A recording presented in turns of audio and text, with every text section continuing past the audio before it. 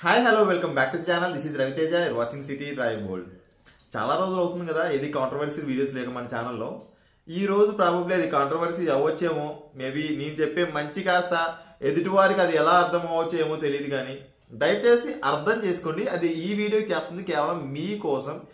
ఎవరైతే EV vehicles కొనాలనుకుంటున్నారో వారి కోసం, ఎవరైతే ఆల్రెడీ ఈవీ వెహికల్స్ కొనేస్తున్నారో దయచేసి కింద కామెంట్ సెక్షన్ లో వెళ్ళేసి బూతులు పెట్టకండి. దయచేసి నన్ను తిట్టకండి.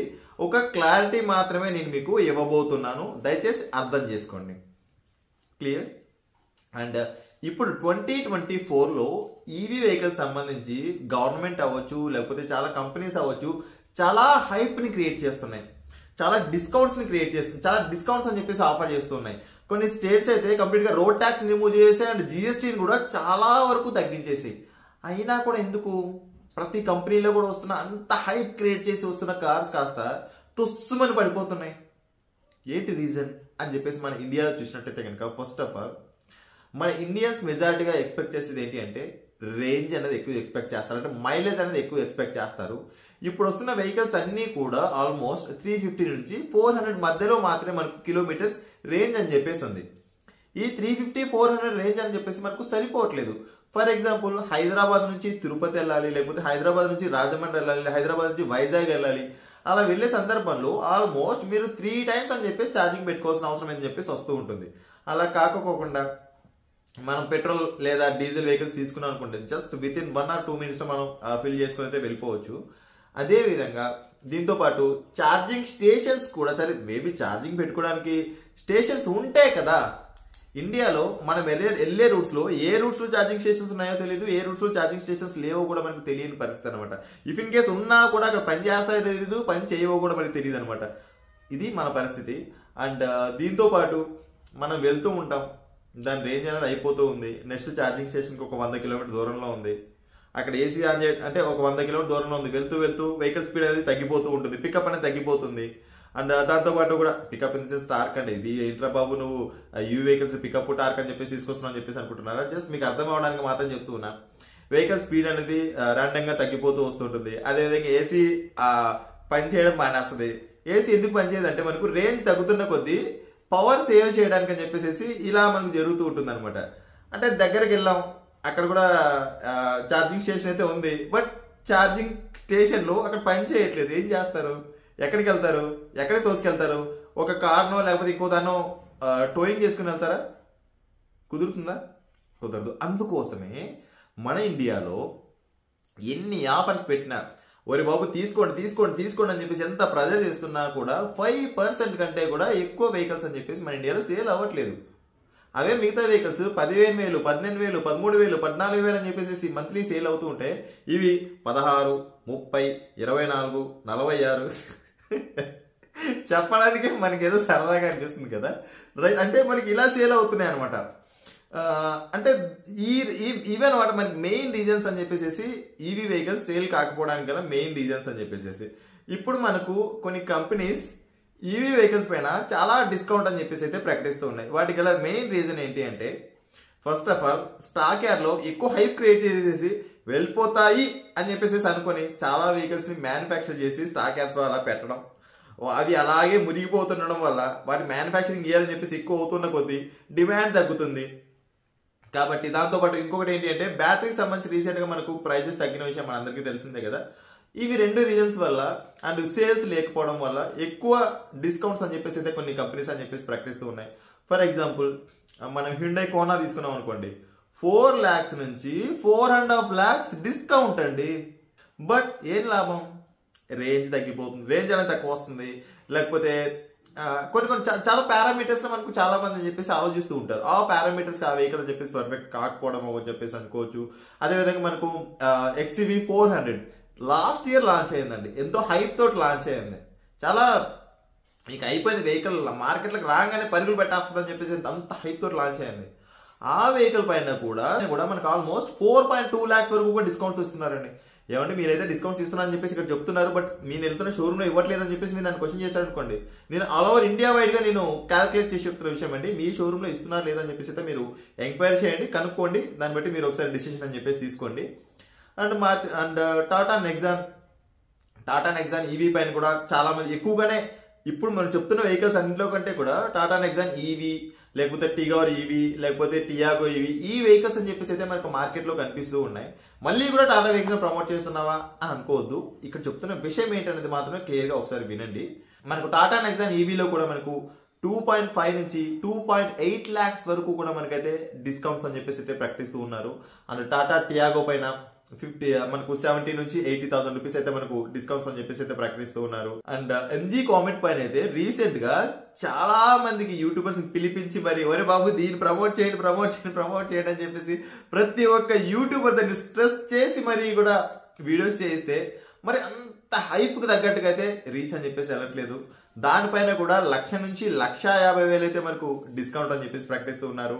అండ్ జెడ్ఎస్ ఈవీ పైన కూడా 3 to 4 lakhs అని చెప్పేసి అయితే మనకు డిస్కౌంట్ అని చెప్పేసి అయితే ప్రకటించడం అని చెప్పేసి జరుగుతుంది. అండ్ సిట్రియన్ ఈవీ పైన కూడా మనకు ఎంతో డిస్కౌంట్స్ అని చెప్పేసి అయితే మనకు వస్తూ ఉన్నాయి.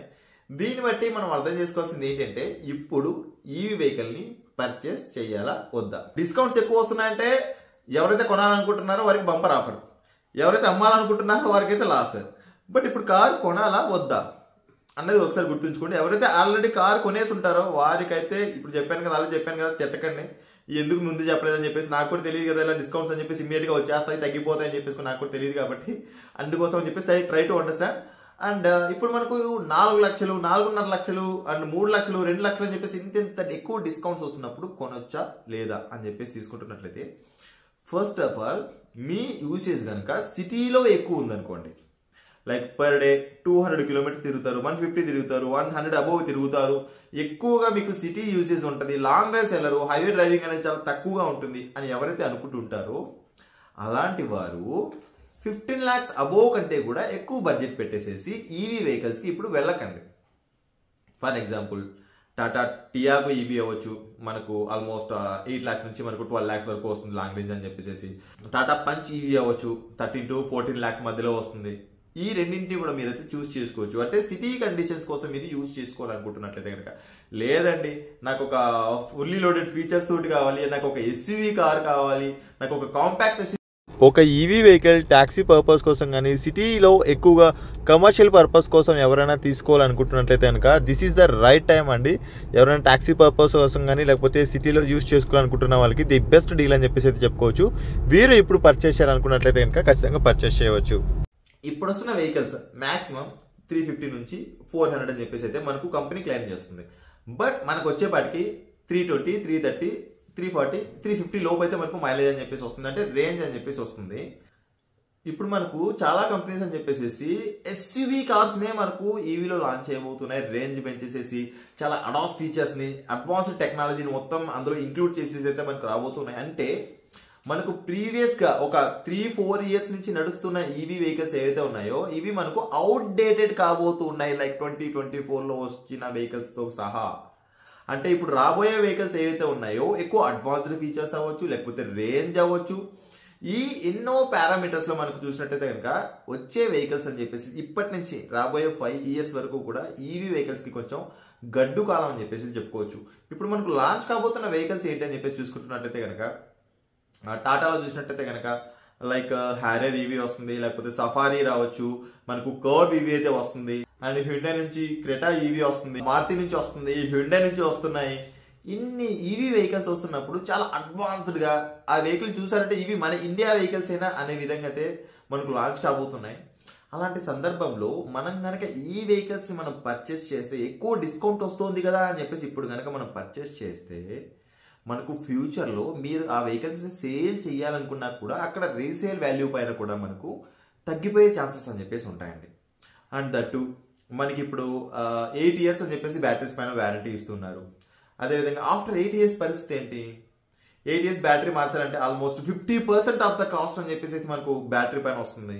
అలాంటి బ్యాటరీస్ లేకపోతే కారు మొత్తం ఖాళీ డబ్బా అని చెప్పేసి అయితే చెప్పుకోవచ్చు. అలాంటప్పుడు నెక్స్ట్ రాబోయే టెక్నాలజీ అని చెప్పేసి ఎక్కువ పెరుగుతూ ఉన్నప్పుడు ఈ కార్స్ ఏవైతే ఇప్పుడు తీసుకుంటున్న కార్స్ ఏవైతే ఉన్నాయో ఇవి అవుట్డేటెడ్ కావచ్చు.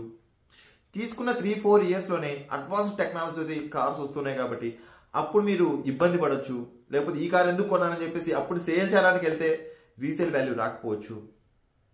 అంటే ఇప్పుడు కనుక మీరు 15 lakhs కంటే ఎక్కువ బడ్జెట్ పెట్టేసి ఈవీ వెహికల్స్ని తీసుకోవాలని చెప్పేసి అనుకుంటున్నట్లయితే కనుక కొంచెం వెయిట్ చేయండి. 2024 ఎండ్ వరకు వెయిట్ చేయండి. 25 నుంచి మనకు చాలా వెహికల్స్ అయితే లాంచ్ కాబోతున్నాయి. కాబట్టి ఈ ఇయర్లో 15 lakhs కంటే కూడా అబోవ్ మీరు కనుక ఇన్వెస్ట్ చేస్తున్నట్లయితే కనుక ఫ్యూచర్లో లాస్ అయ్యే ఛాన్సెస్ అని చెప్పేసి అయితే ఉంటాయి. ఈ విషయాన్ని అయితే మీరు నోటీస్లో ఉంచుకోండి. ఎందుకంటే టెక్నాలజీ పెరగబోతుంది, మనకు రేంజ్ పెరగబోతుంది, అడ్వాన్స్డ్ ఫీచర్స్ పెరగబోతున్నాయి, అండ్ స్పెషస్ క్యాబియన్ లేకపోతే చాలా చాలా చాలా పారామీటర్స్లో అయితే మనకు కార్స్ అని చెప్పేసి అయితే లాంచ్ కాబోతున్నాయి. కాబట్టి ఈ విషయాన్ని అయితే మీరు గుర్తుంచుకొని మీరు కొంచెం వెయిట్ చేయడం అని చెప్పేసి అయితే బెటర్. ఇప్పుడు మనకు ఈవీ వెహికల్స్ అయితే మనకు తక్కువ ప్రైస్ అయితే రావట్లేదు కదండి. మీరు తీసుకుంటున్నప్పుడు నెక్సాన్ తీసుకున్నారనుకోండి 18 lakhs నుంచి 19 lakhs బడ్జెట్లో.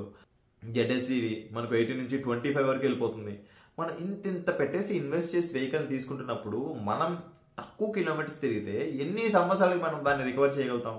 మీరు 8 years కూడా మీరు 100 kilometers per day అబోవ్ కంటే తిరగకపోయినట్లయితే కనుక మీకు లాసే. మీరు వెహికల్ తీసుకుంటున్నప్పుడు ఎక్కువ ఖర్చు పెట్టేసి మీరు తీసుకుంటున్నప్పుడు ఈవీ వెహికల్స్ని మీరు డైలీ రన్నింగ్ కిలోమీటర్స్ ఎక్కువ ఉందనుకోండి, డైలీ 100 తిరుగుతాను, 150 kilometers తిరుగుతాను, సాయంత్రం వచ్చేసి ఇంటి దగ్గర ఛార్జింగ్ పెట్టేసుకుంటాను అని ఎవరైతే అనుకుంటారో వారు ఈవీ వెహికల్స్కి వెళ్ళండి. లేదండి నేను డైలీ 50 తిరుగుతాను, 60 తిరుగుతాను, లేదా 80 తిరుగుతాను, లేకపోతే 100 తిరుగుతాను, ఎందుకంటే నాకు పెద్ద ఎక్కువ ఉండదు అని చెప్పేసి ఎవరైతే అనుకుంటుంటారో వారికి ఖచ్చితంగా ఏదైతే పెట్రోల్ వెహికల్స్ కంటే మిగతా దీనిపైన ఎక్స్ట్రా మీరైతే ఇన్వెస్ట్ చేసిన అమౌంట్ అనేది ఉందో అదంతా కూడా మీకు లాస్ అయ్యే ఛాన్సెస్ అని చెప్పేసి ఉంటాయి. అండ్ నెక్స్ట్ వీడియోస్లో మీకు పెట్రోల్ వెహికల్ కొనాలా, సిఎన్జీ వెహికల్ కొనాలా, ఈవీ వెహికల్ కొనాలా, డీజిల్ వెహికల్ కొనాలా, ఇథనాల్ వెహికల్ కొనాలా, ఇథనాల్ వెహికల్స్ కూడా రాబోతున్నాయి. ఈ వెహికల్స్లో ఏ వెహికల్స్ అయితే మీకు బెస్ట్ అవుతుందన్న దాని గురించి కూడా మీకు ఒక క్లారిటీ ఇచ్చే ప్రయత్నం చెప్పేసి చెప్తానండి. ఈ వీడియోకి సంబంధించిన కంక్లూజన్ అనేది ఏంటి అంటే, ఇప్పుడు మనకు ఎక్కువ డిస్కౌంట్స్ అనేది వస్తున్నప్పుడు 15 lakhs కంటే కూడా లోపల బడ్జెట్ కనుక మీరు ఈవీ వెహికల్స్ పైన ఇన్వెస్ట్ చేయాలంటే ఇన్వెస్ట్ చేయండి. పెద్ద లాస్ అనేది ఉండదు. మీరు ఎక్కువగా తిరిగినా తిరగకపోయినా కూడా అంటే మినిమం గుర్తు పెట్టుకోండి, ఈవీ తీసుకుంటున్నారంటే 100 to 150 అబోవ్ మీరు ఫిక్స్ తిరగాల్సిందే.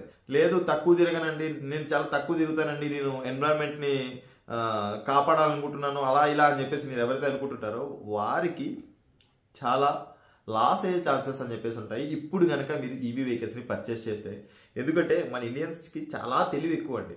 మీరు నోటీస్ చేస్తారా, ఇన్ని ఆఫర్స్ ఇస్తున్నారు, గవర్నమెంట్స్ అన్ని స్కీమ్స్ ఇస్తున్నాయి, అయినా కూడా ఈవీ వెహికల్స్ ఎందుకు కొనట్లేదు అనుకుంటున్నారు? ఇవే రీజన్స్. అన్ని తెచ్చినవన్నీ కూడా అలా స్టాక్ యాడ్స్లో ఎందుకు ముక్కి మూలుగుతున్నాయి అంటారు? ఇవే రీజన్స్. ఫ్యూచర్ ఏంటి? ఈవీ వెహికల్స్ యొక్క ఫ్యూచర్ ఏంటి? ఇప్పటికే ఆల్రెడీ 5 years అయిపోయింది, ఇంకా ఇన్ఫ్రాస్ట్రక్చర్ అని చెప్పేసి ఇంకా డెవలప్ అవ్వలేదు, 10% కూడా రాలేదు. ఎప్పుడు డెవలప్ అవుతుంది? డెవలప్ అయిన తర్వాత తీసుకుందాం అని చెప్పేసి చాలామంది ఆలోచిస్తున్నారు. దాన్ని బట్టి మీరు ఒక కరెక్ట్ డెసిషన్ తీసుకోండి. ఈవీ వెహికల్ కనుక తీసుకుంటున్నట్లయితే కనుక కొంచెం ఆలోచించండి. మీకు ఇంకా ఏమైనా డౌట్స్ ఉన్నాయి, మీరు నాతో మాట్లాడాలి, ఇంకా క్లారిటీగా తెలుసుకోవాలి, మీరు ఏదైనా ఒక కొత్త వెహికల్ కొనాలనుకుంటున్నా, లేకపోతే ఏదైనా మీ కార్ల రిలేటెడ్ మీకు ఏమైనా డౌట్స్ ఉన్నట్లయితే కనుక మీరు నాకు కాల్ చేయాలి, లేకపోతే కాల్ కన్సల్టెన్సీ తీసుకోవాలనుకున్నట్లయితే కనుక దట్ ఈస్ పెయిడ్ సర్వీస్ అండి. 300 rupees అని చెప్పేసి కాల్ కన్సల్టేషన్ ఛార్జెస్ అని చెప్పేసి ఉంటాయి. మీకు ఇందులో కార్ రిలేటెడ్ ఎటువంటి డౌట్స్ ఉన్నా కూడా, ఒక కొత్త కార్ కొనాలనుకున్నా, లేకపోతే యూజర్ కార్ కొనాలనుకున్నా, లేకపోతే కార్ రిలేటెడ్ ఎటువంటి ప్రాబ్లమ్స్ ఉన్నా కూడా మీరు నాకైతే కాల్ చేయొచ్చండి. ఇక్కడ స్క్రీన్ పైన అయితే దానికి సంబంధించిన నెంబర్ కూడా నేను డిస్ప్లే చేస్తున్నాను. సో రైట్ ఫ్రెండ్స్, ఇది ఇవాళ వీడియోలో మనకు ఓవరాల్గా ఈవీ వెహికల్స్ సంబంధించి మీకు ఒక క్లారిటీ వచ్చిందని చెప్పేసి అయితే నేను అనుకుంటున్నా. అండ్ ఈ వీడియో మీకు నచ్చినట్లయితే లైక్ చేయండి, అదేవిధంగా మీ ఫ్రెండ్స్ అండ్ ఫ్యామిలీ మెంబర్స్ కూడా షేర్ చేయండి. Thanks for watching. Bye bye. Seat belt ధరించండి, హెల్మెట్ ధరించండి, సురక్షితంగా ప్రయాణించండి, ఆమెస్ దారి కూడా మాత్రం మర్చిపోద్దు. Please don't drunk and drive. బోలో భారత్ మాతా కీ.